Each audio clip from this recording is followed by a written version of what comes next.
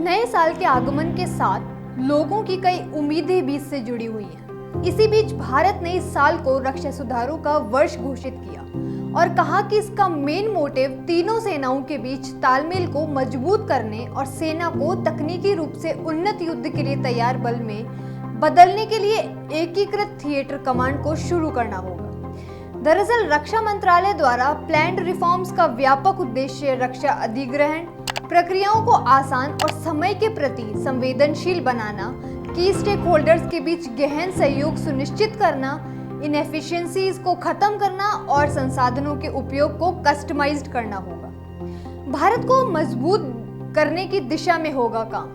केंद्रीय रक्षा मंत्री राजनाथ सिंह ने कहा कि इस साल सुधार रक्षा तैयारियों में अभूतपूर्व प्रगति की नींव रखेंगे और 21वीं सदी की चुनौतियों के बीच भारत की सुरक्षा और संप्रभुता सुनिश्चित करेंगे। रक्षा मंत्रालय का थिएटर कमांड पर लक्ष्य कई मायनों में महत्वपूर्ण है। ऐसा इसलिए क्योंकि इसने 2025 में सुधार उपाय का अनावरण करने की योजना का संकेत दिया है। बता दें कि थिएटराइजेशन मॉडल के अंतर्गत सरकार लैंड फोर्सेस, एयर फोर्सेस और नेवी की क्षमताओं को एक साथ लाना चाहती है, जिससे युद्ध के दौरान और सैन्य अभियानों के दौरान उनके सोर्सेज का अनुकूल प्रयोग किया जा सके।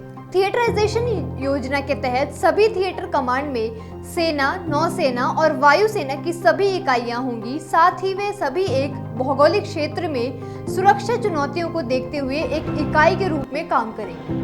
वर्तमान स्थिति में थल सेना, नौसेना और वायुसेना अलग अलग कमान के साथ काम करती है। एकीकरण पहल को मिलेगी मजबूती।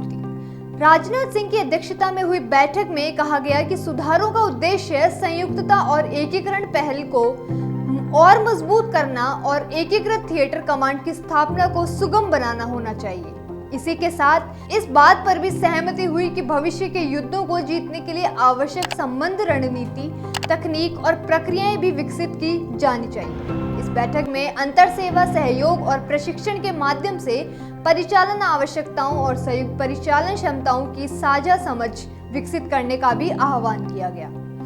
इसके अलावा इसमें अधिग्रहण प्रक्रियाओं को सरल और समय संवेदनशील बनाने की आवश्यकता पर भी जोर दिया गया, ताकि तेज और मजबूत क्षमता विकास को सुविधाजनक बनाया जा सके। मिलिट्री कमांड को लेकर रक्षा मंत्रालय की योजना इसलिए जरूरी है क्योंकि इसे 2025 में सुधार उपायों को लागू करने की योजना का संकेत मिलता है। इंटीग्रेटेड मिलिट्री कमांड मॉडल के तहत सरकार सेना, वायुसेना और नौसेना की क्षमताओं को यूनाइट करना चाहती है और वॉर्स और कैंपेन्स के दौरान उनके संसाधनों का अधिक से अधिक उपयोग करना चाहती है। इंटीग्रेटेड मिलिट्री कमांड प्लान के अनुसार प्रत्येक सैन्य कमान में सेना, नौसेना और वायुसेना की इकाइयां होंगी और ये सभी एक स्पेसिफिक ज्योग्राफिक एरियाज में सुरक्षा चुनौतियों को देखते हुए एक इकाई के रूप में ही काम करेंगी।